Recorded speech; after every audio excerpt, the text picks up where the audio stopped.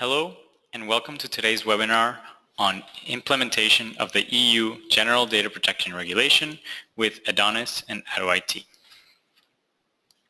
If any questions come up during the course of the webinar, you can type them up and send them to us at any point. We will go over them at the end, address them if there is time left, and if not, we will follow up over email. All of the participants are listed as anonymous. Only the host and the presenter's name will be made visible. This webinar is going to be recorded, and the link of the recording will be sent to you via email in case you want to watch it again. Without further ado, let me introduce myself and our presenter for today. My name is Eugenio Lobo, and I will be your host. Manuel Timotic will be our speaker for today. He is an enterprise architecture expert, and he will be talking to us about the GDPR regulation. Once more, we would like to welcome you to today's webinar. Before we start talking about GDPR, let me give you some background information about our company, as well as some facts and figures. The BOC Group was founded in 1995 as a spin-off of the University of Vienna and is a leading international manufacturer of software tools for globally recognized management approaches. Through constant innovation and the improvement of established processes, we ensure the strong continuity and development of our software and services. The BOC Group is headquartered in Vienna, Austria, but it spans its operations worldwide through offices in Germany, Spain, Ireland, Greece, Poland, Switzerland, and France. The BOC Group is represented by two major products, ADONIS focusing on BPM and ADOIT focusing on enterprise architecture. Both products offer comprehensive functionalities relating to GRC, which offers methods and mechanisms for the evaluation and analysis of your risk portfolio. Our products can operate both on-premise or as software as a service.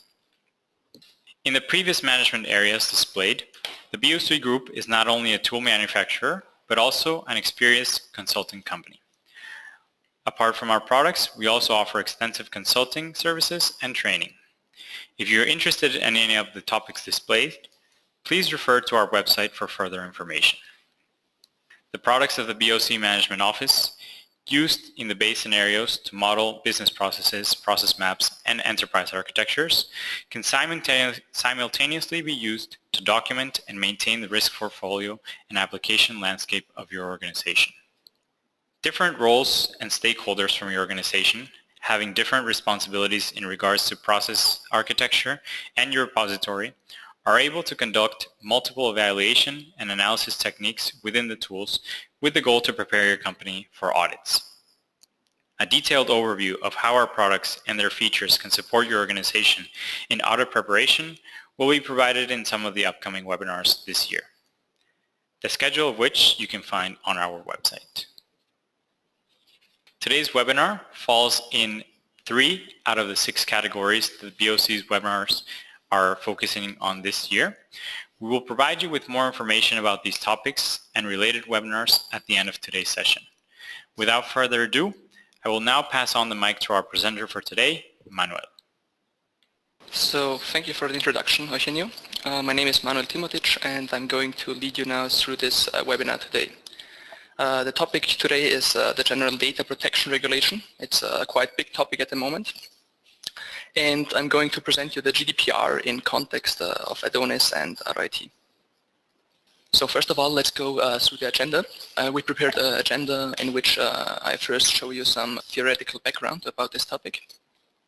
In a first part, in a second part, I would like to show you how the GDPR is supported by ADOIT and ADONIS.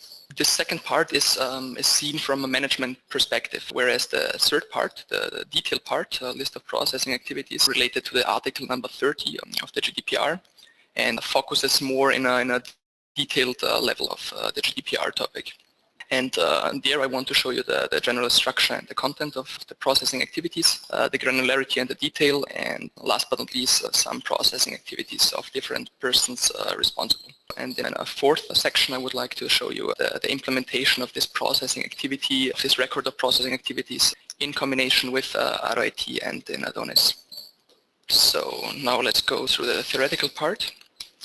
First of all, to some historical data, this GDPR was released in May 2016, and gets active in May 2018, so next year. And the scope in comparison to the EU guideline from 1995, this GDPR applies directly and does not have to be translated into national law in Parliament. And the next difference is that this GDPR is also valid immediately for all European Union countries as well as for the companies there. But we have until now some major or some big interpretation possibility for application of the GDPR. For example, it's not documented now what's the level of detail of the GDPR or the documentation depth of this topic. There are also some significant changes which get activated next year. So we have a much higher scale of penalties. Until now it's about 4% of the annual global turnover. So it's much higher than it was handled in the EU guideline from 1995. And we also have increased documentation requirements from now on. There are also some other topics like we have the right to return the data, we have a right to be forgotten, which means you as a customer have now the right to let your data be deleted in certain companies. And what's also interesting is that we are now obligated to have a data protection officer in each company. And in last but not least, in case of any data leaks, we also have the data breach notification. So there are now also some stakeholders, some main stakeholders involved in this whole topic. We have, for example, we have our affected party, we have a controller, and we have a processor. The affected party, for example, is a customer, which has an interest in the protection of his personal data. We have a controller who is responsible for processing this data. For example, me as a customer, I go to a bank, and this bank is the responsible controller for processing this data. And in our bank example, we may also have a data center, for example, which is the processor who actually processes this data. Now I would like to show you some big challenges for companies at the moment and also in the next years about this GDPR topic. We have here many words in a cloud which are related to this general data protection regulation. In the center you can see, let's say, some kind of data, and this data can be personal, it can also be sensitive data.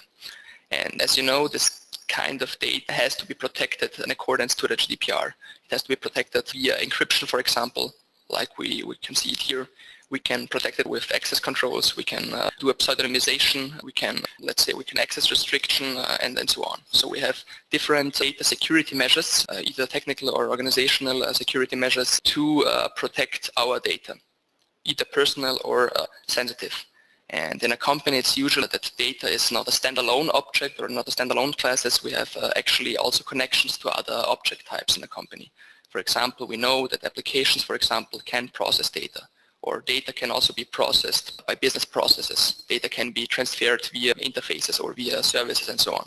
So we have a connex or a connection between data and other object types in a company.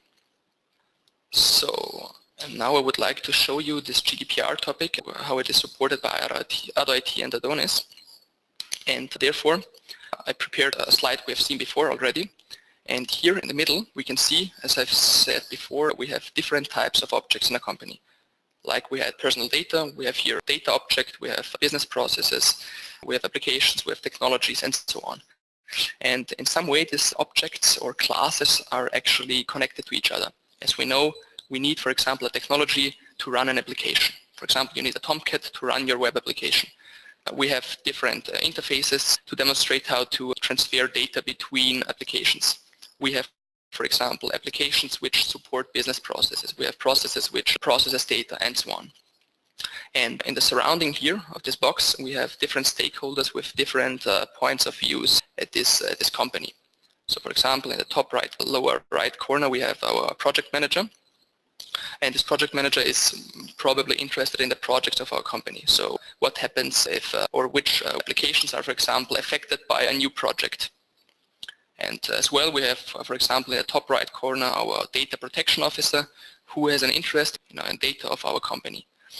And now I would like to go a step ahead and say we have just another point of view of business objects. We have our business object in the center. And let's assume we are the data protection officer and we have an interest in our business objects in the company. And this data is usually processed by business processes, for example. This data can be transferred via services.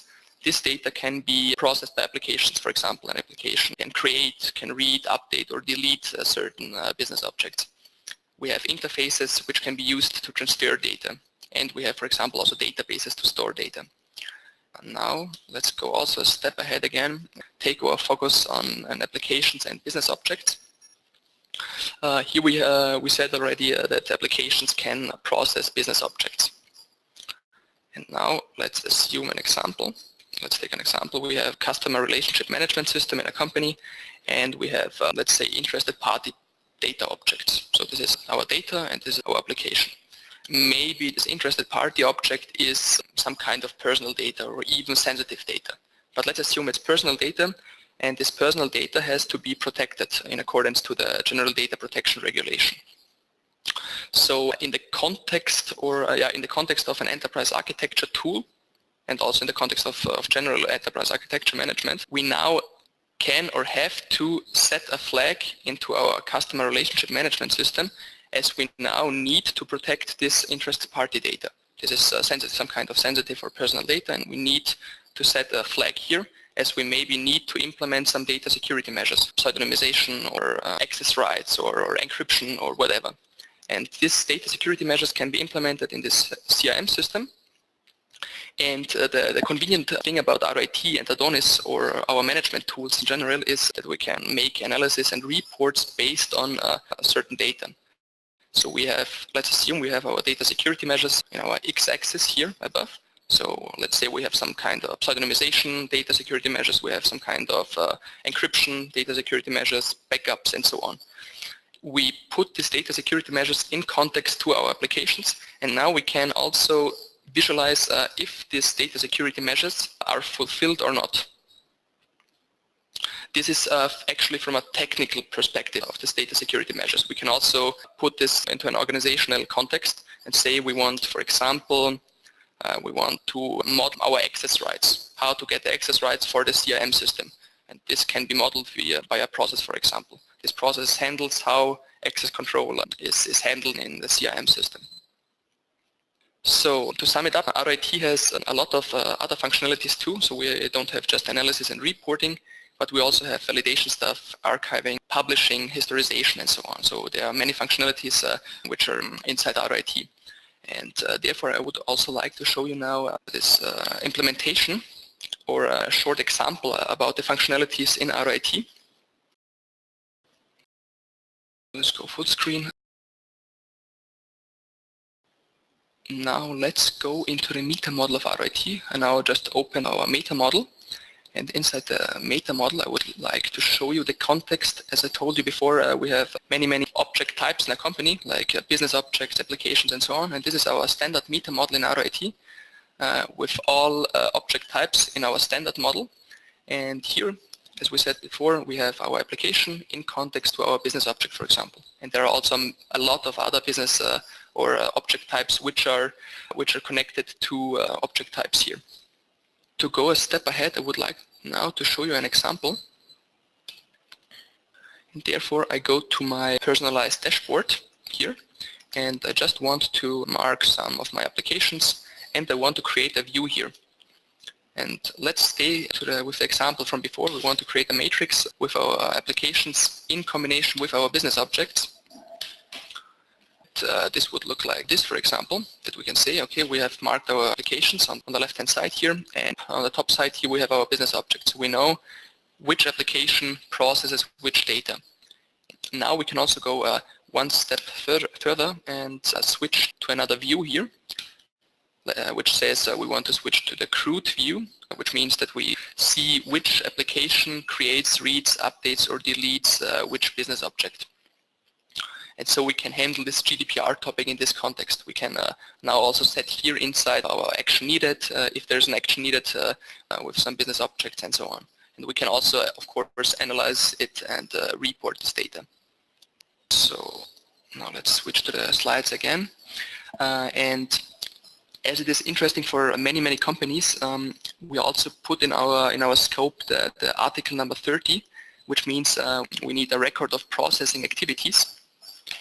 And I would now like to go through this processing activity record table to show you the structure which or what is needed in combination with this record table and how we implemented it in ADOIT and in ADONIS. So first of all, some theoretical background about this record of processing activities. This record table says that each controller and its representative needs to lead such a record of processing activities. And this processing activity record needs a name and the contact details of the controller and the controller's representative. We need the purpose of the processing, which means we need a reason why we process a certain data. We need the data subjects. We need the kind or the types of personal data which are processed. Maybe some recipients. We need the information if the recipients are in a third country or not. And important, the last point also, which I also discussed before, is a description or also the handling of technical and organizational security measures for our processing activity. So, and now I would like to show you the structure of such a processing activity table. We implemented, or actually we made this concept in preparation with our customers. So we aligned it with our customers actually. So we have here certain processing activities in our table. So each line here equals a processing activity, and each processing activity needs to have a purpose, as we read it before in the law text. So, and each processing activity also needs to identify which data is processed inside, which customer, which subjects are affected, who are the recipients, which IT application processes which data, what are the risks, and last but not least, the technical and organizational security measures for protecting certain data. Now I would like to show you our implementation in ADOIT and in ADONIS, how we implemented this topic or this list in ADOIT. As we've seen before, we have here our list, or let's take just a line here in our list. This line here is a processing activity, as we said. So we have here the name of our processing activity, which can be, for example, a customer relationship management, a CRM. So we have here our processing activity in the center, which equals this processing activity, this line here. So this is a new class which was extended, which extends our standard meta model in ADOIT and in ADONIS. And this processing activity should actually handle our processing activities, or our list of processing activities. As we see here, for example, let's take the categories of personal data, like for example address data. This is handled by the class business object. So we have in our meta model logic, we have connections between our processing activity class with all other classes in the meta model. So we can connect the processing activity with our business object, which covers this column here. Or for example, the IT application, the insurance system, which is covered by the application class here. Or the categories of recipients, which are covered by the organizational unit, and so on. So this method is actually also aligned and compliant with this list here above. And now I would like to show you our approach, or actually our method, how we can handle this complexity of GDPR.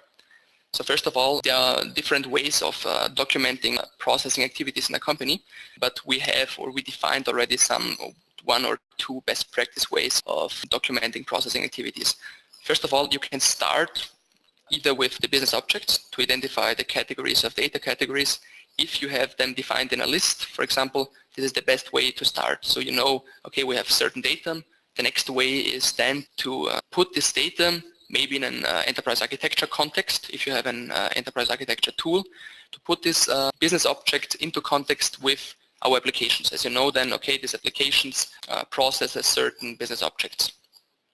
This is one way. Another way is if you defined that in ADONIS, for example, this is our business process management tool, then you can also put the business object into context with the business processes. It's easier if you already defined your business processes, then of course you can just take the connection between business object and business process. So this is one way. Even if you go through business process or application, you then have to document the processing activities. And then you go through affected persons, the recipients maybe, and last but not least, a possible way to do it is to define the risks and the data security measures. And The convenient way or the convenient thing about ADOIT is that we can, after we defined or we collected all data together, and we have our processing activities, our business processes, our objects and applications and so on, we can, based on this data, we can reports and analysis. So you can here, for example, we defined or we predefined some matrices here, and according to this configuration here, you can make your reports. You can, for example, you want to know which or what is the purpose of the processing activity, what are the processing applications and so on. So you can go through some configuration, which we also offer in our portfolio, and through this configuration you can of course also create your reports after that. And now, before we go through the slides, I would like to show you this stuff in the tool, and therefore I switch again into the tool. And let's assume we are a data protection officer and we want to search for our processing activities. We're not interested in enterprise architecture topics. We just have a focus to our processing activities. So we select our processing activities and get here a result of about 6 processing activities. And when we compare this table with the structure we have seen before in the slides, it's actually quite similar. So we can also provide such a view as we have seen it before in the Excel file, where we can see our processing activities here. We see the responsible person, we see the responsible organizational unit, we can see who is the data protection commissioner, which data is processed here inside, what are the affected persons behind it, who are the receivers maybe, and so on. And we can also export this data in different ways. So we can, for example, mark them all, and we can here say we want to create a report, for example, an object report, where we get an object report created in the background. And this object report then includes or contains all these processing activities. So we have here an overview of all our processing activities, and here inside we get the information of our processing activities inside here. This is one way. Another way is we can also export this file then as an Excel, where we get this view in a separate Excel file visualized. This is one way if you, for example, want to document things. But if you want to answer certain questions, as we have seen them before in our configuration box, then you can also create your view. For example, let's say a matrix. We can differentiate between business impact analysis, cluster maps, GANs, matrices, portfolio, and so on. For our reason, we need now a matrix view, and let's say we want, for example, we want to know which applications processes which data in the processing activities. So this is one possible question. So when we open that, we can see if the processing activities we have selected before in the cells here, axis. We have our business objects or our data actually, and we see which applications are processing which business objects or data. This is one possible view here. Another possible view is, let's say, for example, let's take again a matrix. Let's say which data is processed, when we just want to know which data is processed by these processing activities. Before we've seen a 3D matrix, now we can see a 2D matrix with our processing activities and the connection to our business objects, which are processed here inside. When you want a different perspective to that, you can also create a business impact analysis on the fly. For example, I click on Analyze Dependencies, where you can see, for example, our application procedure now. When we mark it, we can see on the right-hand side all our objects which are connected to this processing activity. So we know, for example, this notes mail client is processing this activity. So we can include it into this model. We see this processing activity processes 2 types of business objects, the birth date and the address. We can see which business processes are connected to this processing activity. And we can also, for example, here the data security measures, you can also insert them. And so you get a quick overview and a quick business impact analysis started from this application procedure.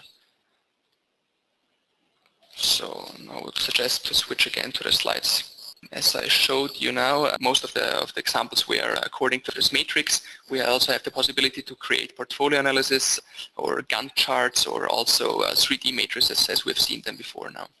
So this was the example in combination to ADOIT.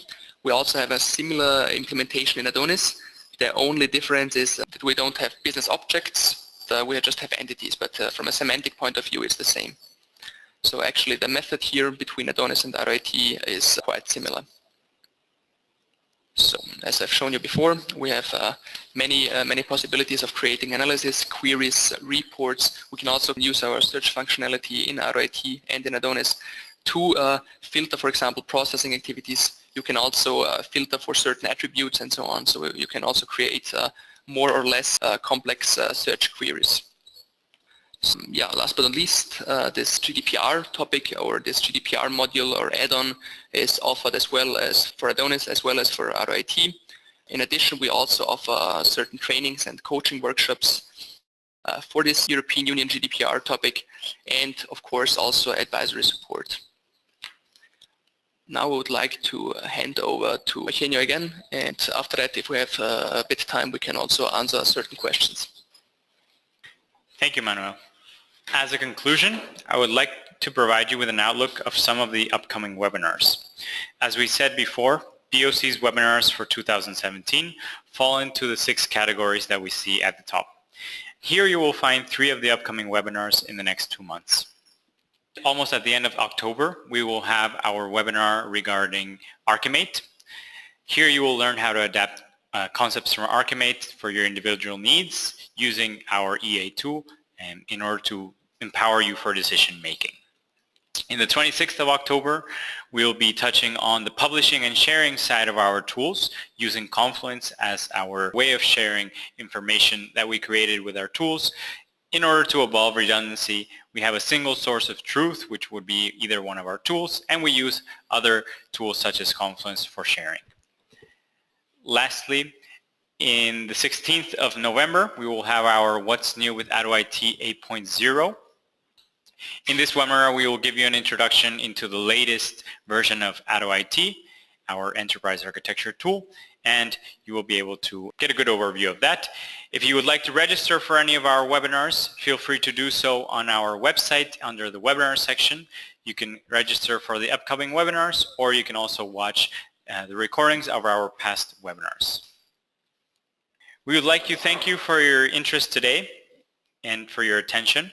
If you have any questions and you have not typed them up already, please do so now. We will try to address them at this moment. I see that we have 2 questions at the moment. I'm going to read off the first one and Manuel will answer them for us. The first one is, I have a terminology related question regarding the term business object as a synonym of business entity. Can we clarify if these are synonyms? Yes, in my opinion it's the same. You have, the question was what's the difference between business object and business entity. Actually we also, in ADONIS we speak about entities or business entities actually, yeah. So semantically or from a semantic point of view it's the same. Okay, thank you Manuel. Our second question asks, how can I document the location of process activities? For this question I would like to go into the tool again. We have already said that we have different processing activities here, and each object, if processing activity or not, if application or not, it doesn't matter. Each processing or each class in ADOIT has an own object notebook, and inside this object notebook we have different types of attributes.